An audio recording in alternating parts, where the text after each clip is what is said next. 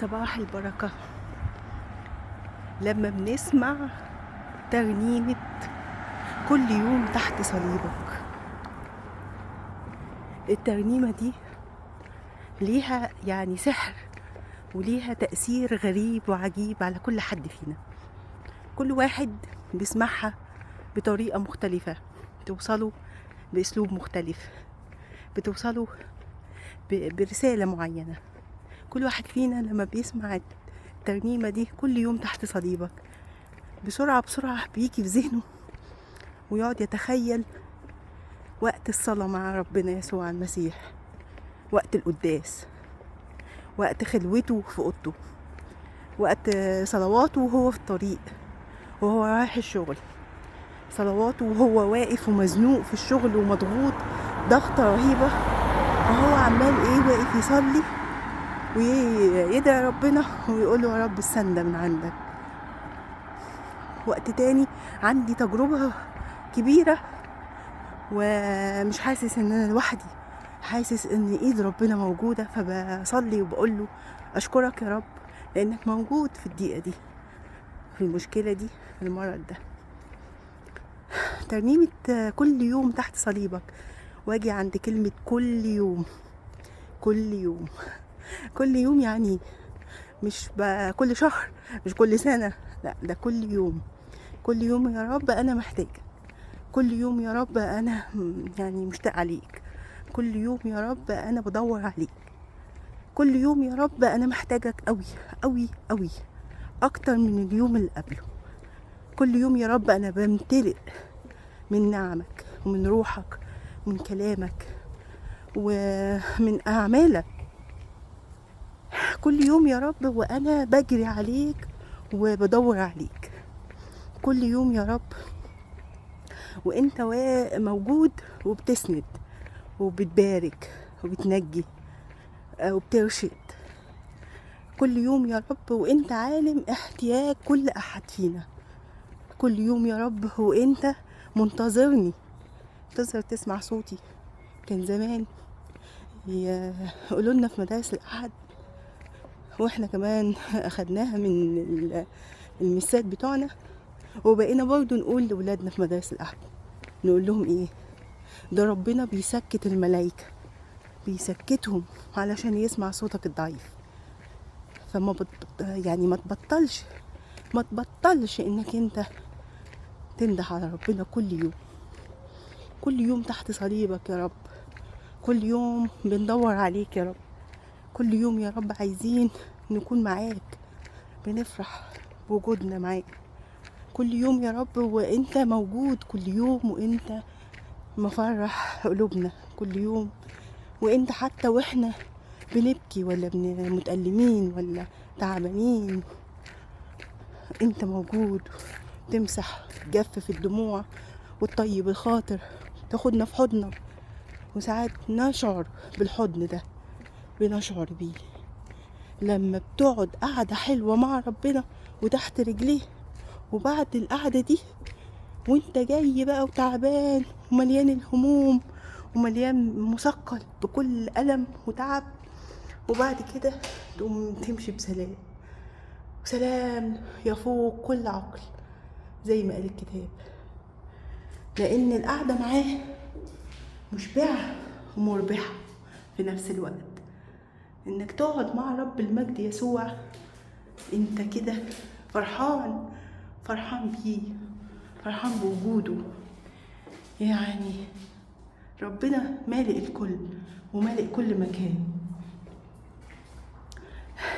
سألني طفل في الحضانة مرة بيقول لي يعني هو ربنا اللي موجود دوت في كل مكان، يعني ازاي موجود هنا وازاي موجود مع تيتا في مصر؟ قلت له لا موجود، لان ربنا كبير كبير قوي قوي قوي قوي. وعلشان اوضح له الامر وعشان ابسط له الكلام ده، قلت له لما احنا بنبقى قاعدين مثلا في الاوضه، مش الاوضه فيها السرير وفيها الكنبه وفيها السجاده وفيها النجفه وفيها، دي اوضه وفيها كل الحاجات دي طبعا مع الفارق مع الفارق طبعا. ربنا بقى مالي الكون ده كله، هتلاقيه في الكرة الأرضية كلها، هو محوط عليها كده بزراعيه، وهو موجود زي ما موجود هنا معايا في أوروبا، موجود برضه في مصر، موجود في أمريكا، موجود في آسيا. يعني القارات كلها ربنا محوط عليها من كل ناحية، وماسكها كده كأنها يعني في إيده، في قبضة إيده. يعني إحنا في حضن ربنا، ما تخافش. وزي ما هو معانا في أوروبا، هو برضه معانا في كل مكان، وموجود مع أهالينا. يا رب، اللي يقعد يتأمل فيك يا رب، وفي أعمالك، وفي يعني عجايبك.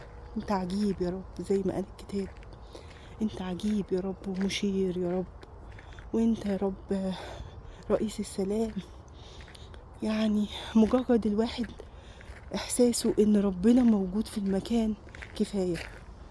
ممكن نكون في مكان فاضي ما فيهوش حد، بس انت شاعر بالسلام، شاعر ان ربنا عينه عليك، انه ماشي بنفس الخطوات، انه محوط عليك من كل ناحية، انه بيسمعك صوته حتى لو انت مش شايفه، بس حاسس بيه، حاسس بيه.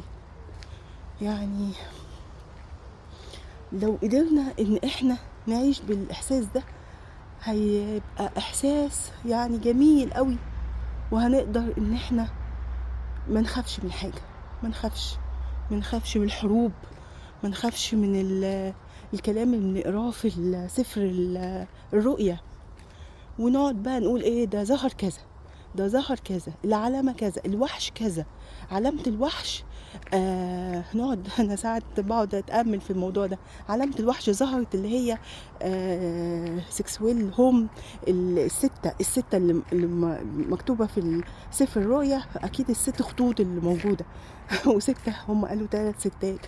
ونقعد ايه، نحلل كل واحد بيقعد يحلل كده، ويرجع للآباء المفسرين، ويسمع للمفسر ده بيقول ايه وده بيقول ايه، ده ايه ده في حروب اهي، ده في مجاعات، ده في زلازل، ده في براكين، ده في شمس هتقع، في كوكب هيسقط. الكلام اللي احنا بنقعد نسمعه، طب بدل ما نقعد نفكر في كل ده، وهو ربي يسوع نفسه في الإصحاح السابع من سفر الرؤيا بيطمن ولاده، ويقول لهم ما تخافوش، وانتوا محفوظين، وانتوا عليكوا علامة الروح القدس، انتوا واخدين نعمة الروح القدس، ما تخافوش. يعني حتى يعني ربنا بيطمنا، بيطمن كل ولاده، ويقول لنا ما تخافوش، ده انتوا يعني اللي يمسكوا يمس حدقة عيني، انتوا منقوشين على كفي.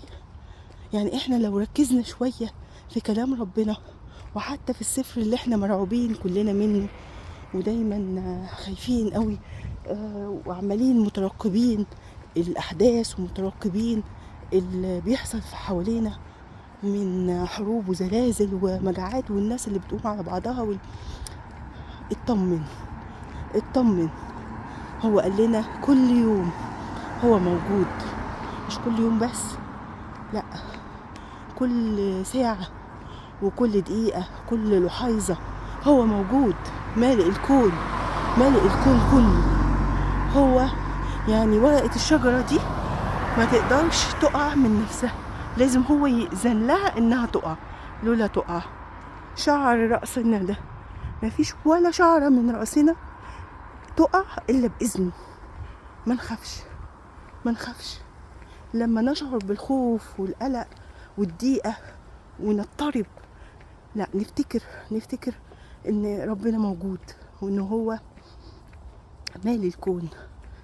وترنيمة كل يوم تحت صليبك دي نسمعها ونشوف قد ايه ان كلماتها جميلة، بتقول لنا كل يوم تحت صليبك. يعني كنت معاك يا رب كل يوم، وبشوفك في الأحداث، وبشوفك وباجي بحكي لك تحت رجليك، واقعد اتكلم معاك واحكي معاك وانت تسمعني. يعني بتطمن، بتطمن ان ربنا منتظرني مهما بعدت. لا تشمتي بي يا عدوتي، لانني ان سقطت اقوم بسرعة، لاني جرحت قلب ربنا، جرحت قلب حبيبي، جرحت قلب الهي. لا تشمتي بيه، يعني مش هطيل الوقع وافضل متمرمغ في التراب. هقوم وانفض التراب عني واقول له يا رب انت الهي وحبيبي وهتسامحني، وانا واثق انك انت عندك المغفرة.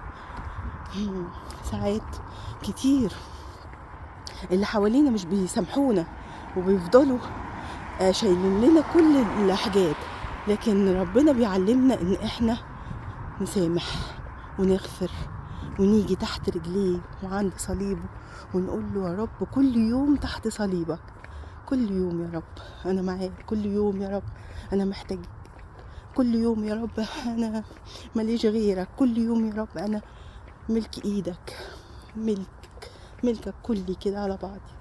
كل يوم يا رب ما تزعلش مني، كل يوم تسامحني، كل يوم تغفر لي، كل يوم تطهرني، كل يوم تقويني، تباركني، كل يوم تساعدني، كل يوم تحوط عليا من كل ناحية. وانا عليا ان انا اكون تحت صليبه وشوية بشوية ادخل